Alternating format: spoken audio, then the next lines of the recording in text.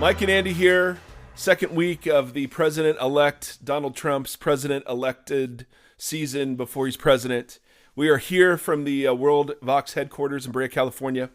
And we are here post-Spartan workout. Andy and I and several of us are training for a Spartan race. And if you can imagine a man with the complexion and body type of an Olive Garden breadstick, going out and doing squats and benches and ropes. I just look at the ropes, and all sorts of crazy exercises. It is awful. Yeah, it is absolutely awful. You're starting to look a bit more like some challah bread, though. Oh, you're starting to get a little tone, a little bit of another. Right, it's not just all round and doughy. So if we're a little rambly today, we're dehydrated. We're exhausted. I would say between the two of us, we probably lifted in the neighborhood of a ton today, just in all of our reps. I don't know if that's true or not. I sincerely doubt it. So we've got a couple of pieces of news. First, we want to give a shout out to the Bros Bible and Beer podcast in South Orange County, who hosted Mike and Andy last night at their place. So they'll have an episode just kind of interviewing us, and I have to say, I think that that'll be their best podcast ever. I'm just not going to lie about that. Yep. And then secondly, Andy has been hard at work on getting our Patreon page up now.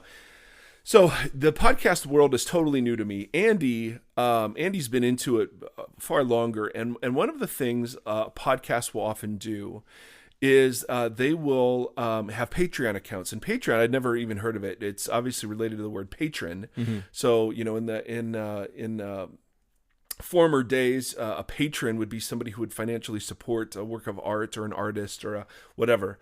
And so Patreon is a way for people. It's like Kickstarter, but it's for people to ongoing. It's for ongoing projects. Yeah. So it's like monthly support for something. Right. And but it has like Kickstarter does. It has rewards attached to levels of support.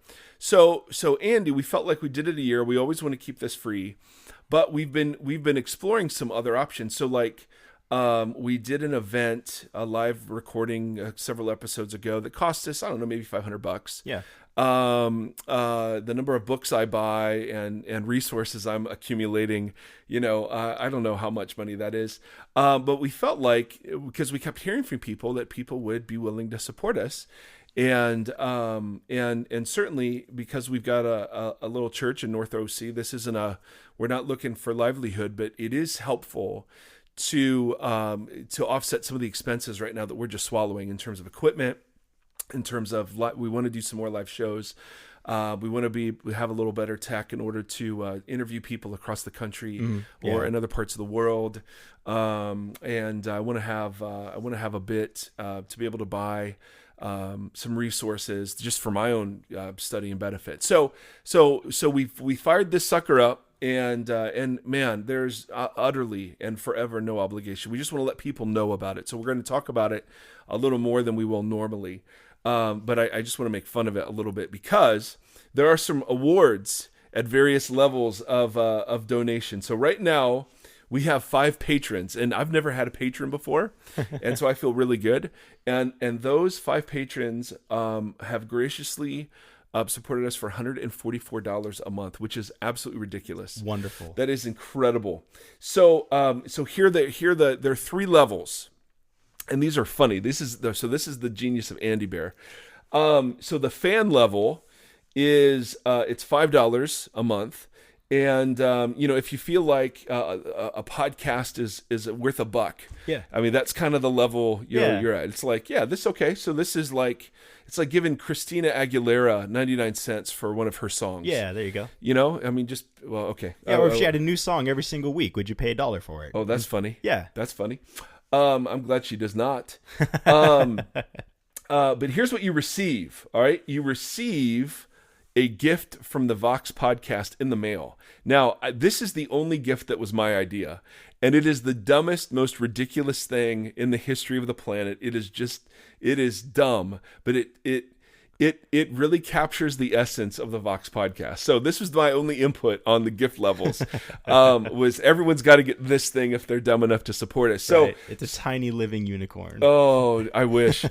You also get an audio message from Mike. So unlike this, you get a specific audio message that just says thank you. So you could say you could take this as your audio message, but you'll get a specific one. Yep. You get access to a Vox community group podcast on Facebook. Now, tell us, Andy, what's your vision for that? Well, because I have a public page. Yeah, you have and we have a Vox public. I have a personal page that's maxing out at 5,000 friends. We have a podcast page. Right. This is a separate thing. Yeah, it's a separate thing. So this is basically a closed group that is only for Patreon members. And our hope is that it's a way that we can interact with you guys, extending the discussions that we're having week to week. So while, sure, some folks kind of comment on what we'll post, but the whole on a public space, it just creates so much noise. Crazy. And it's hard to filter. It's hard to get through. And sometimes people just get in there, comment like crazy out of some public, window. And it doesn't generate healthy direction towards conversation. So this is a place that we can kind of moderate more specific discussions. We'll throw some stuff up there that's specific. Like, hey, this week, let's throw this out there. Give me guys thoughts on this. And we'll kind of talk about those things. Yeah, we want this to be a more targeted, because what I find is, like, if I post something about Trump or politics, the thing just blows up and it gets awful and nasty and it's just ridiculous.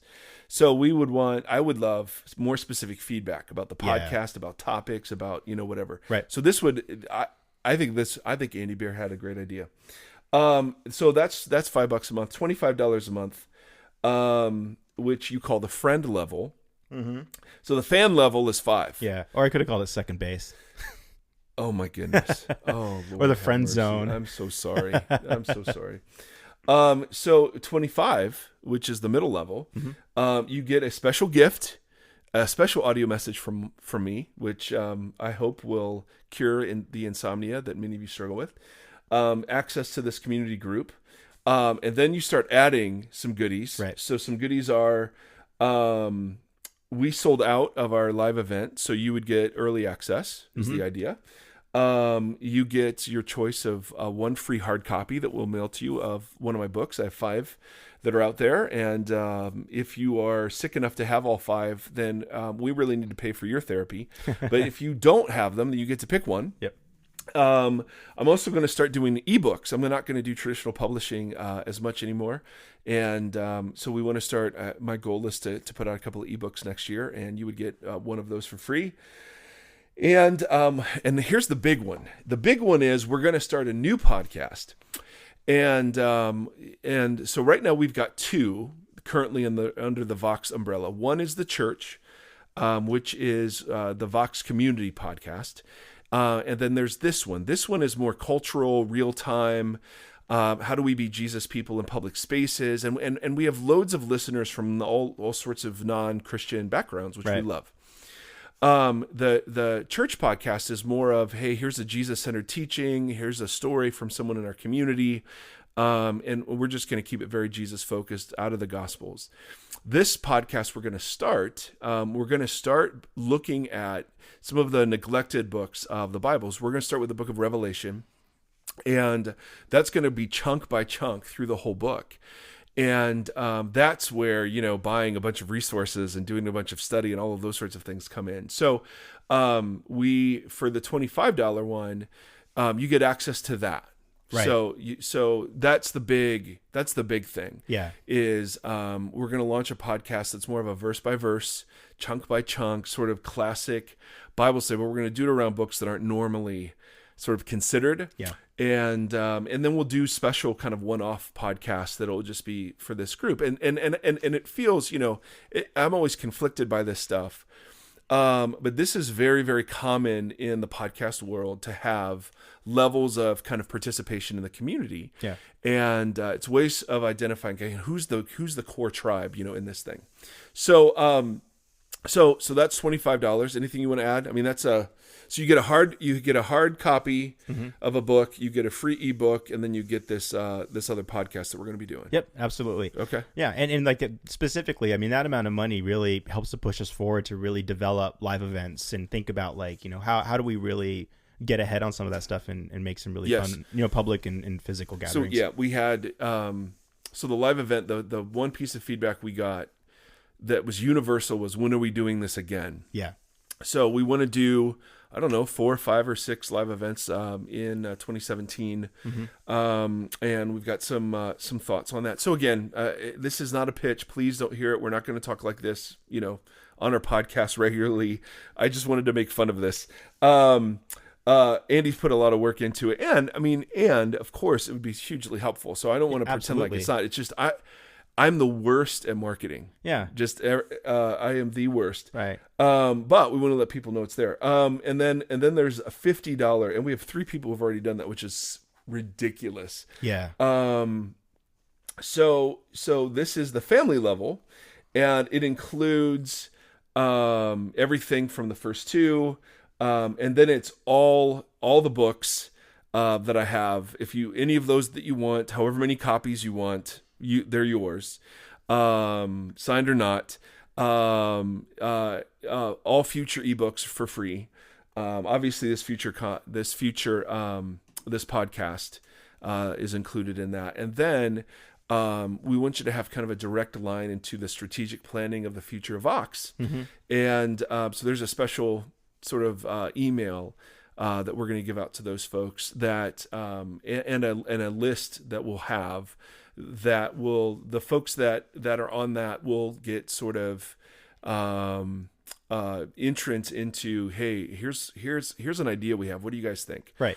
Here's a topic we're considering. What are your thoughts? Right. So it's an extension of the Facebook page, but more intense. Right. It kind of becomes a board that you're paying to be on. You Right. kind of get to advise into some things and hear from us really directly about it, and that kind of thing. And what this all comes down to is that I think we just met a lot of folks, and even through Vox Community, where people want to turn just listening into some kind of active life, and some kind of like, what do I do with this? Like, what do I take away with this? And so the more folks that jump in on this, you're actually creating things that you can then actually do, versus just having a podcast Right. that you listen to every week. Right. So it gives us really some capital to really give you guys actually more. So it's direct turnaround just for you. It's not so we just up our equipment and the quality is a little bit better every week. It's Right. like that's part of it, but and so we can get better guests. But furthermore, I think what we're most excited about is getting out in the community and being in public spaces and getting a chance Yes. to gather in Yes. some neat ways. So many of you have supported us in the past. It is remarkable. Please feel no pressure. Seriously, you guys, we would never have considered being in this space a year ago. So thank you, Andy, for setting all that up. Welcome. Last word. How do you find it? Yep. So you could either go to voxpodcast.com/contribute or patreon.com/voxpodcast. There you go. Yep. All right, now we've got some stuff to talk about, Andy. I don't know if you've been paying attention. It's almost Christmas time, so the Erre, it's what is it, November 17th, and the Christmas decorations are up. They will be finished tonight. So I take a strong political stance on the holiday season includes Thanksgiving and Christmas together. It's not separate things; it's all one thing. And I know people disagree. It's a hot topic. We also have this interesting now cultural reflection on the election, and we've got instances where hate crimes have been against churches, against people. We've got videos of and it's not just like online. I've got friends who are saying there are things that have been said to them and done to them kind of in the name of Trump, and not at all saying all Trump supporters are like this, of course not. And but it's interesting that these, and there've been a few that have been debunked, that were totally fake. But there is a kind of a public awareness now of some of this stuff. And some of it's really ugly. I mean, that sort of racism, of course, and sexism has always existed. but it seems like it's been given a new kind of permission Yeah. by some of the rhetoric that Trump used in his campaign. And, him just simply saying, stop it, just that's not, I don't know that that's really going to cut it. I'm not sure. I can't think of a time that any president just said, stop it. And that worked. And then you have, of course, the conservatives, who voted for Trump, looking at all these protests saying, hey guys, denial ain't just a river in Egypt, baby. Democracy works. You didn't hear us rioting and see us rioting and protesting when we had 8 years of Obama. Yeah. And so, hey, millennials, why don't you freaking grow up? Most of you didn't even vote. So shut your yaps. Quit using this as an excuse to get out of school and suck it up, because this is how democracy works.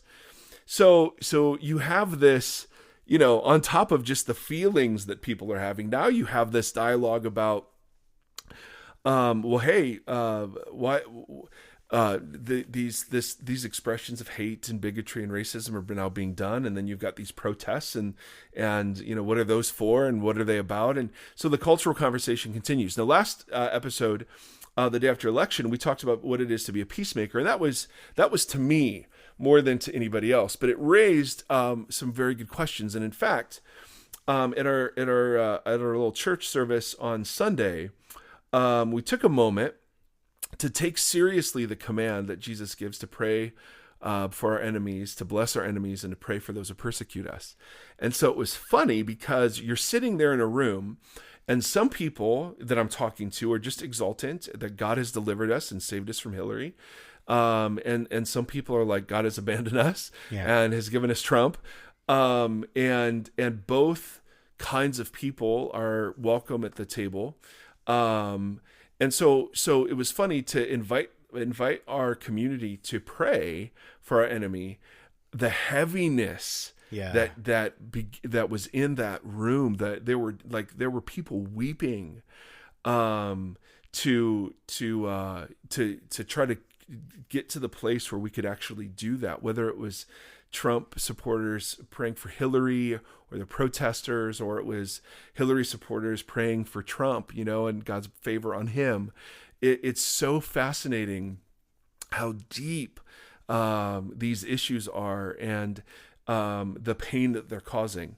So we wanted to have a bit of a part 2, and this is a little more heady, I think, than the last one, because a buddy of mine on Twitter, he hit me up, and I've seen a couple of articles. So I want to set the table by kind of selectively quoting from one article. And it was the title of the article was "Hopeful and Relieved Conservative White Evangelicals See Trump's Win as Their Own." All right. So, and I have dear friends and family who are diehard Trump supporters who are thrilled and who think I am anti-Trump. I'm not anti-Trump. I'm anti-narrative that says Christians support Trump because they're Christians. Yeah. That's what I'm anti. I'm not anti-Trump, although I would not have voted for him, nor would I have voted for Hillary. I'm not anti-Trump. I'm anti the narrative that says this is the evangelicals doing. That's the part that super concerns me. And so some of these quotes I want to pull out and just talk about a little bit. Even if you're a Trump supporter, because I want to ask the question: if you were a non-follower of Jesus and you read this article, let's say you're a Muslim, let's say you're overseas, what are you thinking now? Yeah. So let me just selectively quote some of this stuff, and it's from Julie Zosmer on November 15th, she tells the story of a specific church, and it's kind of outside the Beltway, a specific church, and their journey from a lot of people being secret Trump supporters, not willing to share they were supporting Trump for fear of what they would be called, and then voting for him, and then seeing the election come back the way that it did. So she's interviewing people in this church on the night after the election. This is her. She says, during the 8 years of the Obama administration, white evangelical Christians who make up 1/4 of the U.S. population felt that culture was moving away from them. They watched gay marriage become the law of the land. Christians came under fire for saying they didn't want to provide pizzas, cakes, photographs for those weddings.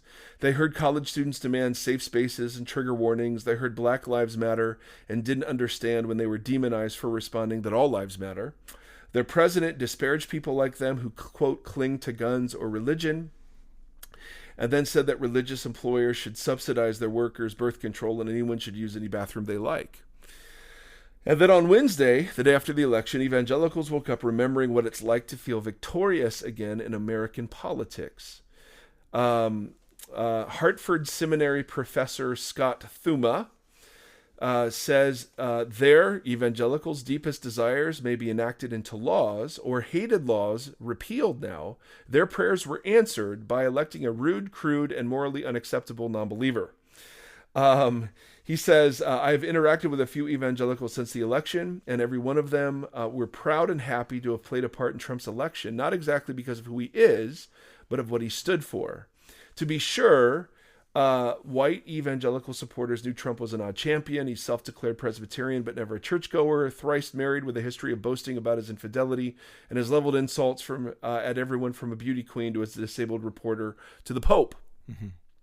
Exit polls showed that 49% of Trump's voters said they had reservations about him, but they still voted for him. And whenever they spoke in church about Trump, they always did with caveats.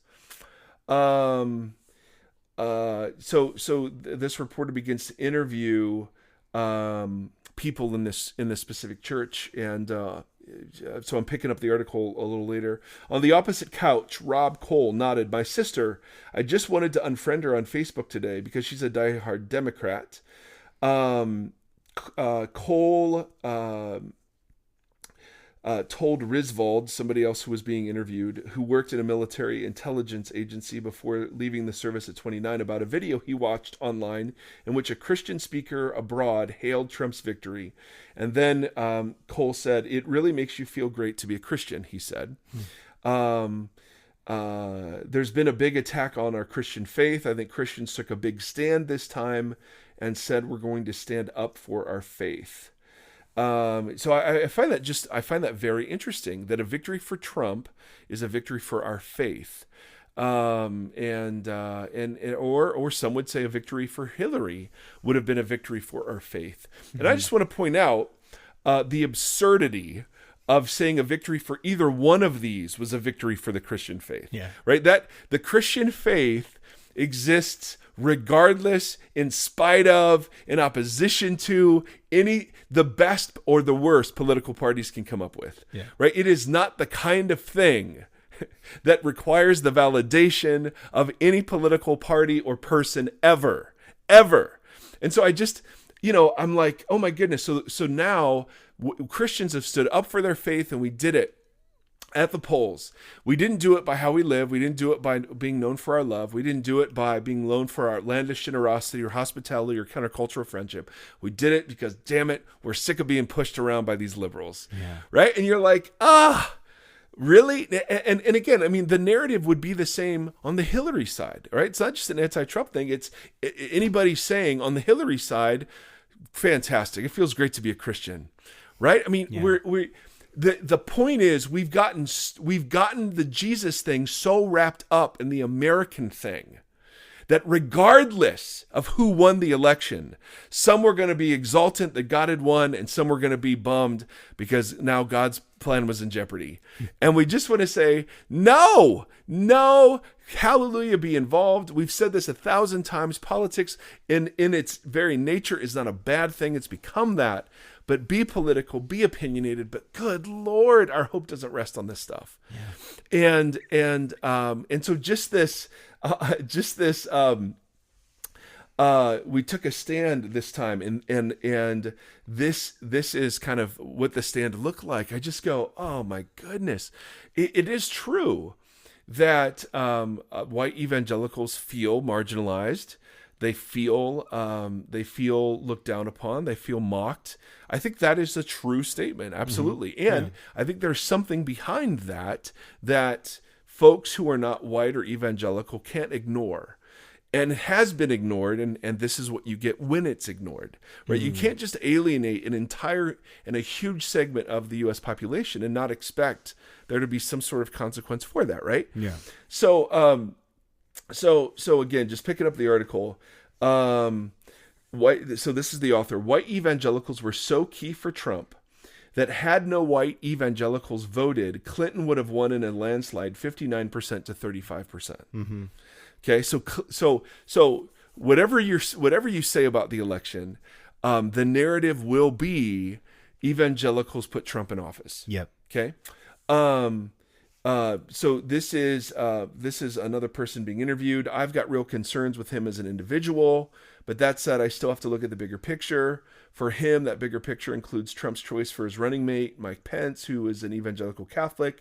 It also includes Trump's pledge to appoint Supreme Court justices who will overturn Roe v. Wade.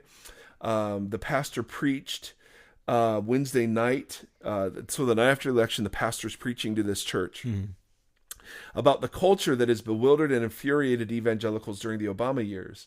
There's gender confusion, there's sexual identity confusion. People are inventing words now, he said in his teaching. Mentioning the pop star Miley Cyrus, he continued, she used the word pansexual. What do all these words mean? The problem, he said, is that public morality seems to have become a matter of personal choice rather than biblical dictates.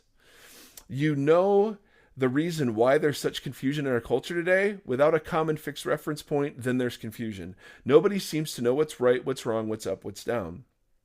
Many churchgoers echoed the idea and said that Trump seemed to support the sort of Bible-based morality they craved, which they imagined was standard in the bygone America he offers to bring back.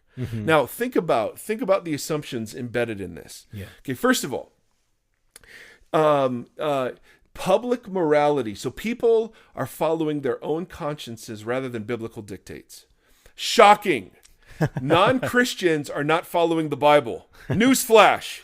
Non-Christians are not following the Bible. I am shocked. That's why there's so much confusion today, doggone it. If those non-Christians would if we could enact laws that force people to act in ways the Bible says are appropriate to human flourishing, we'd all be better off, damn it. And you just go, really? That's the job of the church. Yeah. The job of the church is to force morality. Now, I believe there are laws and there are policies that promote flourishing over other laws and policies. Absolutely. Yeah. And we should vote our consciences for the policies and the programs that best promote human flourishing. No question about it. But you see the wedding here again of Jesus following and public. So we're upset because non-Christians aren't behaving according to biblical standards. Yeah. So what's our answer? So the answer here is, well, we need somebody to enact, right, biblical laws. Right. And okay, that's fine. But I mean, so let's say we do away with Roe v. Wade. You think the culture war is over? What do you think's going to happen? Do you think abortions are just going to go away? I mean, what? So we put prayer back in schools. Awesome. See, this is what's so crazy. Jesus didn't fight these battles. Yeah. He worried. Yes, of course, we worry about systemic evil. I'm not saying we don't.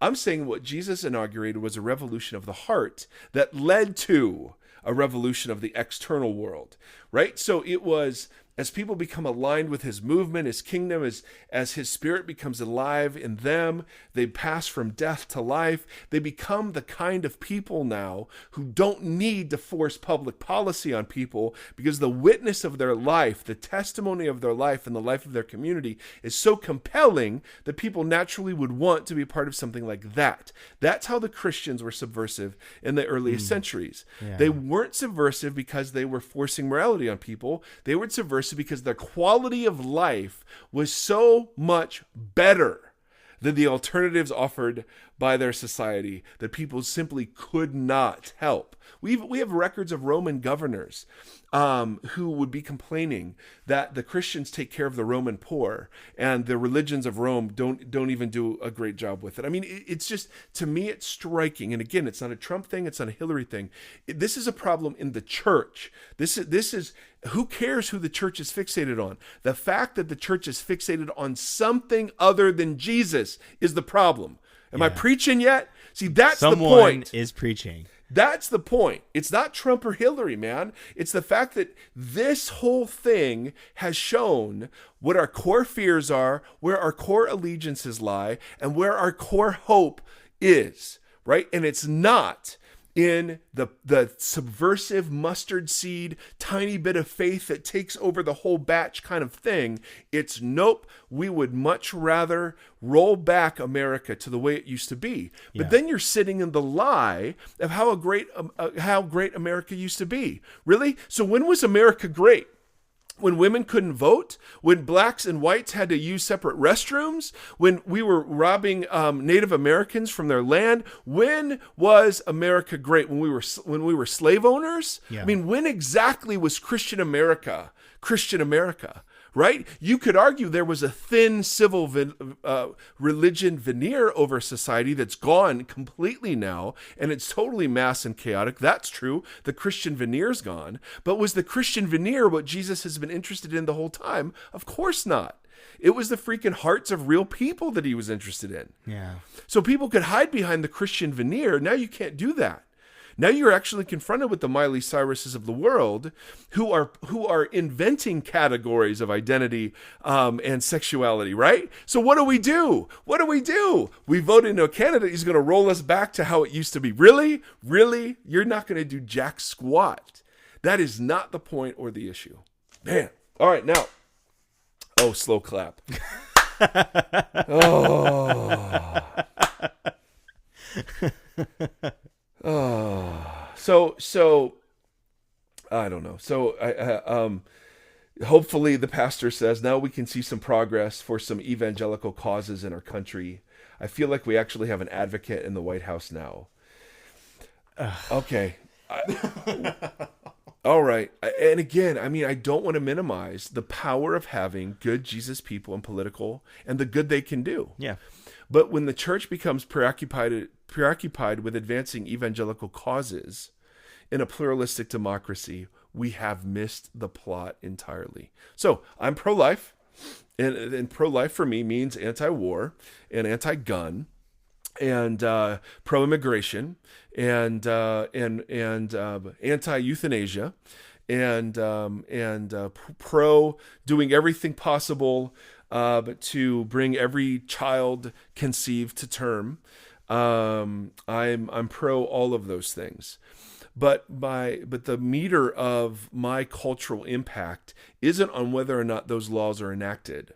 The meter for me of cultural impact is defined entirely in a different realm, right? Which is, namely, how well I reflect the beauty and glory of Jesus of Nazareth as I'm supposedly transformed more and more into what he's like, right? Yeah. And as that happens, now again, see some people, and I can even hear the objection. Some people are going to say, no, it's not just a bottom up thing; it's also a top down thing. Like the way liberals have won is because they were in positions of influence in the media and Hollywood, in the academy, and so on.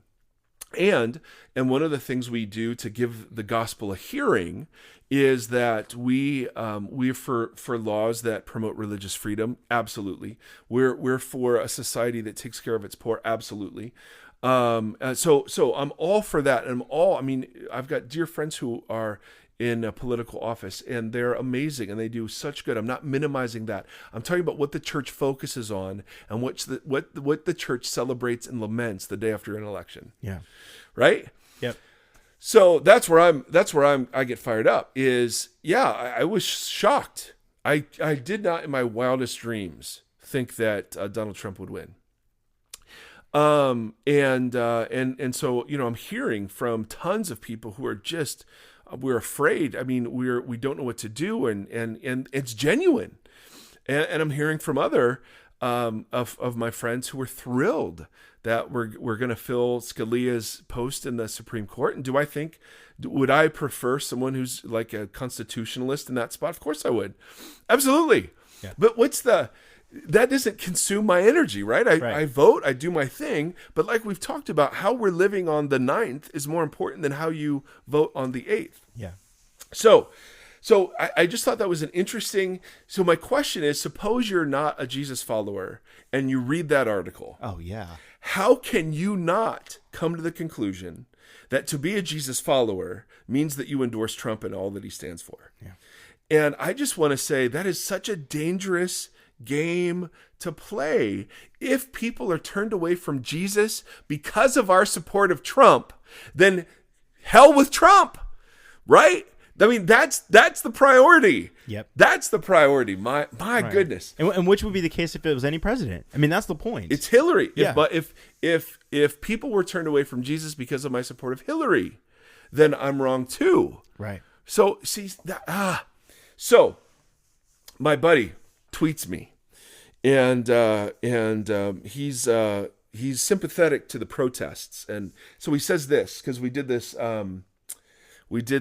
peacemaking podcast. He says, as peacemakers, when and how should we speak out against injustice when we still see it, though? He says, I'm hoping for more podcast discussion in this area. Here you go.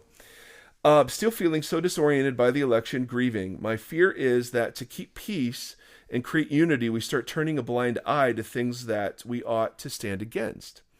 Trump was voted in to blow up the system. There will be victims of such an explosion. How do I stand with those without a voice? What a wonderful question. Yep. I love it. So Ethan, well done, my friend. He lives in Nashville, Tennessee. He is a musician. He is incredible, Ethan Hulse. And I love this question. And so I began to respond on Twitter and realized, oh my goodness, this is like a huge conversation. But so in answer, what I would say is there's a difference between peacemaking and peacekeeping.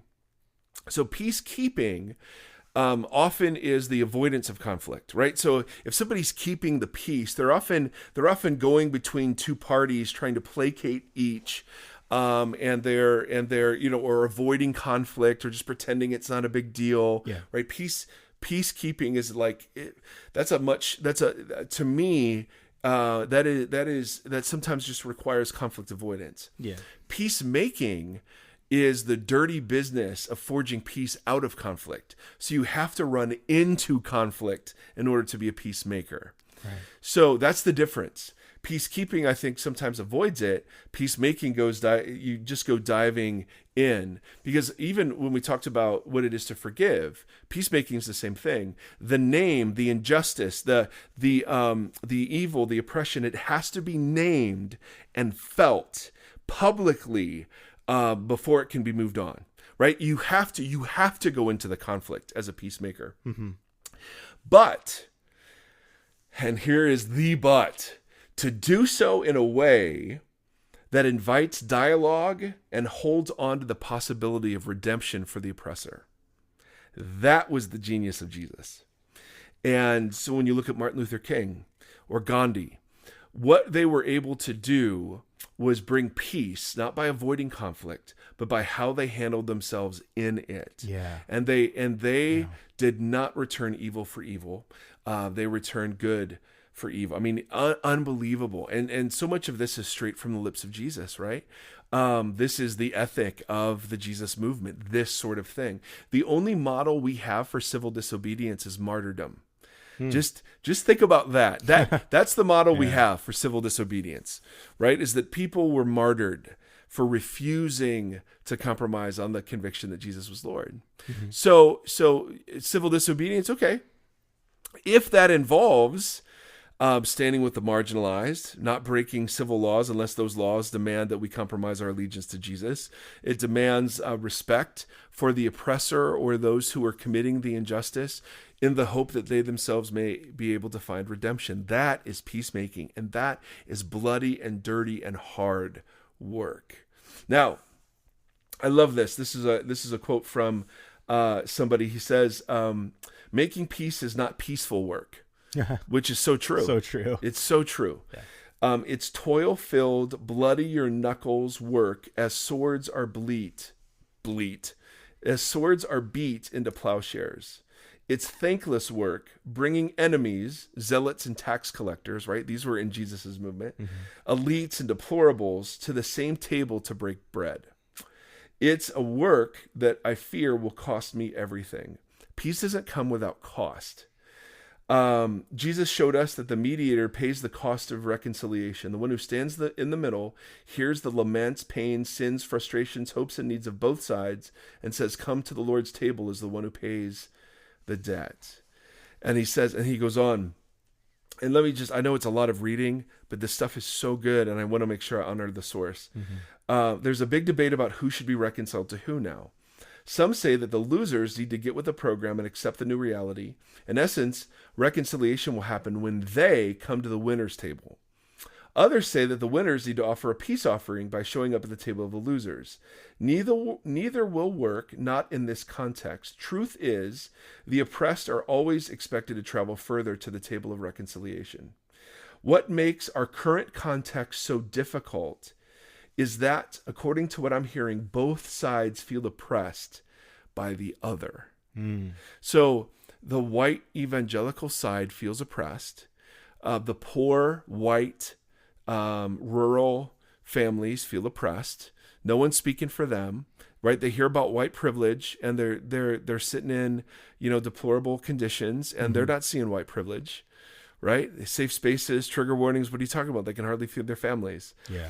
So they feel oppressed. White evangelicals feel oppressed for the way culture has pushed and marginalized them and the names they're called. And then, of course, people of color, people in the LGBTQ community, people who don't fit into the nice, normal white evangelical categories, they feel oppressed. So everyone is licking their wounds in a scenario like this. And he says, many will perceive peacemaking as partisan because you have to listen and empathize with both sides. People assume political motives where they do not exist. A pastor's, let me go. He says, and I love this. He says, admittedly, I must overcome my own biases and prejudices to do the work of reconciliation. And I've committed myself to stepping out of my echo chamber to listen to those who I don't understand.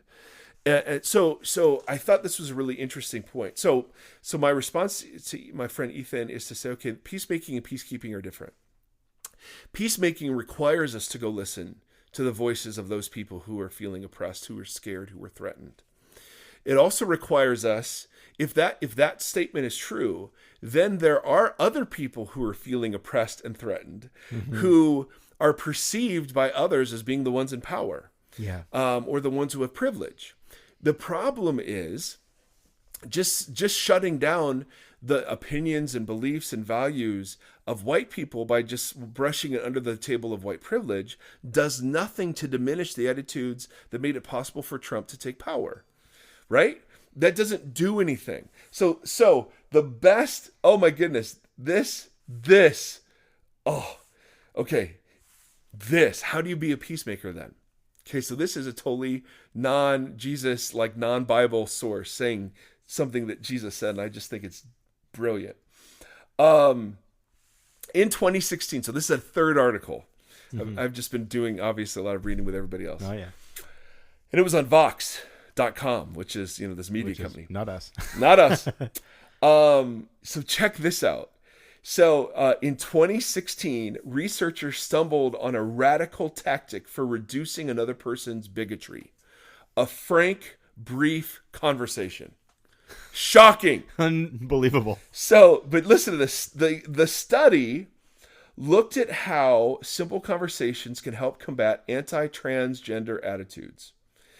In the research, people canvassed the homes of more than 500 voters in South Florida.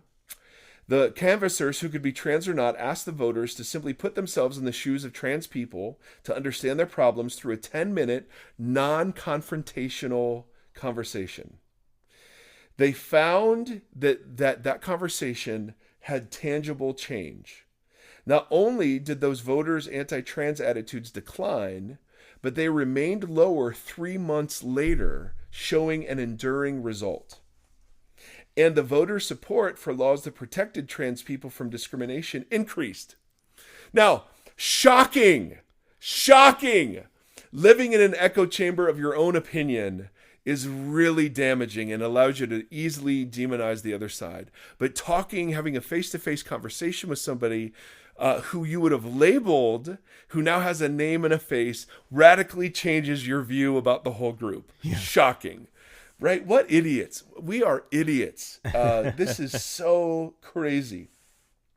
One telling study conducted by researchers at UC Santa Barbara shortly before the election found that if people who strongly identified as white were told that non-white groups were outnumber white people in 2042, they became much more likely to support Donald Trump. So there's a threat that white people are feeling as they see the country change around them. But noting, and this is where it gets so good, but noting the racial attitudes, both of Trump and of some of his followers, did not have an impact on the election. Despite bigoted policy proposals that at one point even called for banning an entire religious group from the U.S., and media's constant reminders that Trump is racist, he still won. Clearly, a lot of U.S. voters either shared Trump's prejudiced views or at the very least didn't find the ideas to be fundamental deal breakers. How do we reduce that type of prejudice is the question. Yeah. Now, there's a quote in the middle of this article that I thought was genius, and it's what grabbed me. Telling people they're racist, sexist, and xenophobic is going to get you exactly nowhere. And so what you have on both sides feel oppressed, and both sides label the other. And so you have this phenomenon of the secret Trump supporter who wouldn't say they were a Trump supporter for fear of being called sexist, xenophobic, homophobic, and racist. But when it came to the election, they obviously voted loudly and spoke loudly with their vote. But what I thought was so fascinating is that on both sides of the issue, there's bigotry. On both sides of the issue, there's hate. On both sides of the issue. And here's this, and again, I for the sake of our pacing of the podcast, the fact that Andy's yawning right now, I won't read more of this. But it is absolutely fundamental. The article literally goes on to say, to have a conversation where you don't judge another person's bigotry in the moment, but you just have a conversation presenting another point of view. Those non-judgmental, non-confrontational conversations are literally the best ways to go about. Yeah. So if you are a Hillary supporter and you're horrified at the racist, xenophobic, hateful Trump and his Trump supporters, odds are you're going to be sharing a Thanksgiving table with one of those people. Well, why don't you just ask them what it was? And if they say, well, America's great, well, what was it about America? What if you just spent an entire conversation listening to a Trump supporter about what they really think and why they think it? Or if you're a Trump supporter and you're just sick of these whiny millennials and you're sick of the political correctness that's infected our culture and the Miley Cyruses that have confused all of this, why don't you spend some time over at the Thanksgiving table asking a millennial or asking a liberal about why they're so worried about Trump and what they're fearful of. Just listen. No commentary, no judgment, no correction. Just listen to them and see on both sides if you can't find something that you can relate to. Mm-hmm. See if you can't find something where you walk out of there going, okay, I guess they're not all homophobic, or they're not all whiny, or they're not all liberal, or they're not all conservative, or they're not all hateful, or they're not all whatever. See, the biblical word for this is incarnation, where God became a human being and looked us in the eye, looked and entered the world of our dirt and our grime and our sickness and our disease and our hunger and our desperation and our betrayal and our disappointment. He entered that world.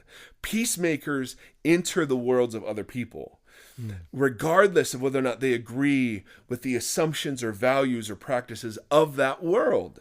Your agreement with them is irrelevant to the task of peacemaking. The people that make peace are the people who are able to convince a group that they genuinely hear, understand, and appreciate their perspective, and open up the group to the possibility that there's another perspective that's equally as real and open, right?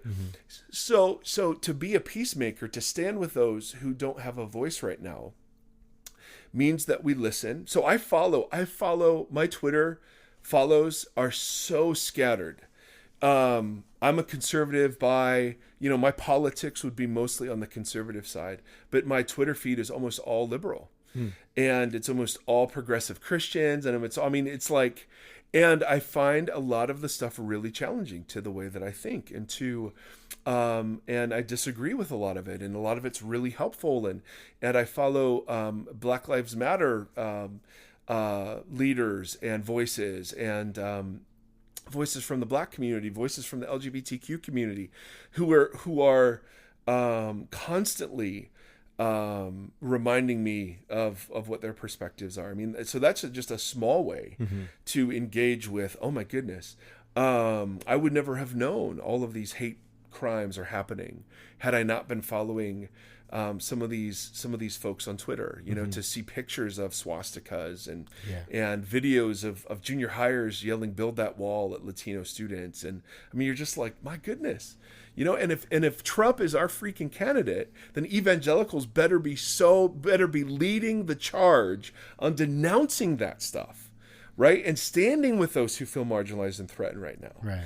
Because if we don't, we've just hindered people coming to Jesus, the Jesus we say we're supposedly following and is the most important thing in our lives. Right. What terrifies me is that what version of evangelical morality does Trump uphold, in which we validate that then we live out? You see, like, for us, that doesn't exist. Right. But it's like for that 81%, the expectation is now we're going to trust him to then pave the way, right? He can keep his word. But he's already disappointed some, because he's talked about, for sure. That's what's like my issue with is that they won't do what you just said.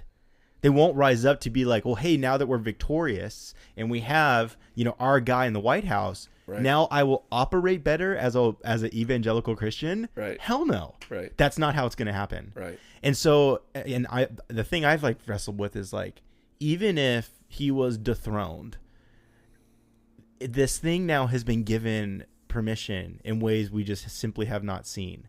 And I'm like, it's like it awakened a sleeping giant that we just, of our culture. And I'm like, I don't see how this goes away. Okay. But that's the point of the article. It won't. Yeah. Until people enter into it. Yes. Right. And say, and it's not just white people entering into the worlds of other white people. No. It's, imagine the power if you take a white supremacist and sit him down with the head of Black Lives Matter, right? Or you take the most religiously and morally conservative person and put him next to as somebody who's advocating for LGBTQ rights. So what needs to happen on the ground level is a couple of things. Number one, that Jesus people are operating out of fullness and they're not operating out of scarcity. In other words, my well-being on planet Earth does not hinge upon who's in the White House or who's on the Supreme Court. Now, everyone will agree with that, but look at the amount of energy, time, money, angst, anger, hate that has been spewed around this, by Christians as well. So we don't operate as if our citizenship is elsewhere. Right. We operate as if, no, our job is to create the kingdom here. And so to have Jesus people full of Jesus, who joyfully and gently non-cooperate with all parts of our culture that are unjust and oppressive, whether that's the mitigation of white voices in the name of white privilege, whether that's the clear mitigation of minority voices or marginalized voices. We simply go into those worlds out of fullness, and we listen and we empathize and we realize, man, this is a legitimate perspective. And then for those of us who are followers of Jesus, that's where the table comes in, right? The work of peacemaking is taking the bread and the cup, the allegiance to Jesus, with people with whom I fundamentally disagree, right? So it was beautiful to know there were Trump supporters there who were like really glad that Trump had won and that God had, literally I had a guy say, God has delivered us from Hillary. And to hold a sweet young lady who was just sobbing and who just said, I don't know what to do. I don't know where to go. I don't know where this leads us. Yeah. And to have them both take the bread and the cup together. That's the only way. And it is supposed to be the unique contribution of the church to the world. When Paul says the work of Jesus is the formation of a new humanity, where Jew and Gentile, the biggest racial, ethical, ethnic division in the first century, if that can be overcome by this Jesus, then so can everything else. And so my encouragement to me and to Jesus people is to view the Thanksgiving table as a way to practice to listening to those with whom you disagree, as a way to be a peacemaker, not a peacekeeper, to view social media as not an echo chamber where I'm only getting the views that reinforce my views, but to genuinely engage with the views of people that you disagree with, to listen to their perspective, and to be one writer calls it a non-disruptive presence, that I'm full in this Jesus, and I don't need to be right, and I don't need to be seen to be right. I can sit and I can listen and not correct, and knowing that my listening and engaging is transformative. And that's what that third article was about. Yeah. So for me, it just reinforces the whole approach we're taking, right? The table matters. Yeah, what you do at the absolutely. table, the conversation you have around the table matters. So we want to be people of the table. And so peacemaking requires us to be people of the table. So Thanksgiving, is just notorious for awful and awkward conversations with, family members. And so, could it be that we come in and we're determined we're not going to correct anybody. We're just going to listen. And we're going to try to understand. Because as you say, Andy, this stuff isn't going to go away. Yeah. It has to be resolved if we're ever going to function well. It has to be resolved. It can't be blanketed anymore. It can't be protested away. It can't be whitewashed, literally. Both sides have to be listened to. Right. And evidently so does the lawnmower that's outside our window. So that's our cue. That's our cue. So Andy, how long did that go? 56 minutes. Oh, good Lord. I was worried we didn't have enough to get through. Really? Yeah. All right. So that's unbelievable. Yes. So brothers and sisters, wow. We're the Erre family. I can't speak for Andy. I know he prays every once in a while, but I've been praying a lot about this stuff, and it's so heavy. Because I have friends everywhere, and listening to voices from every side, and I just grieve. The biggest thing, I grieve. But with Paul, I grieve not as one who has no hope. I have felt maybe more convinced ever of the beauty and the power of Jesus in our world by seeing about how just broken and reckless it is. And I so yearn to be part of a tribe of people who take Jesus seriously and the vocation of peacemaking seriously to the point, because now more than ever, this work will be seen for what it is. It is this small echo of what Jesus did in his coming, in his dying, in his rising, and so for us. Who take Jesus seriously, this is the invitation. And it's not tomorrow, and it's not the next day, it's today. Just today. We're just going to walk in a way where as people who are full. We're not trying to get life from our environment. We're walking into places, and we're here to listen, to bless, to point out where God is at work. And we're not going to correct. We're going to sit, and around the table, transformation happens. Mm-hmm. That was taught in the scriptures, and it's validated by this ridiculous research, right? That says, oh, shocking. So anyway, brothers and sisters, may the Lord bless you and keep you. May the Lord shine his face upon you, and may he be gracious to you. May the Lord lift up his countenance to you. May he give you peace, but not only that, may he make you peace. Make you a part of bringing peace to the world, and we're in desperate need of it. So until next time, brothers and sisters, thanks as always. Hey, thanks for listening to the Vox Podcast. Learn more about us at voxpodcast.com. Follow us on Twitter at the Vox Podcast, and as always, comment, share, and interact with us on Facebook at facebook.com/Vox Podcast.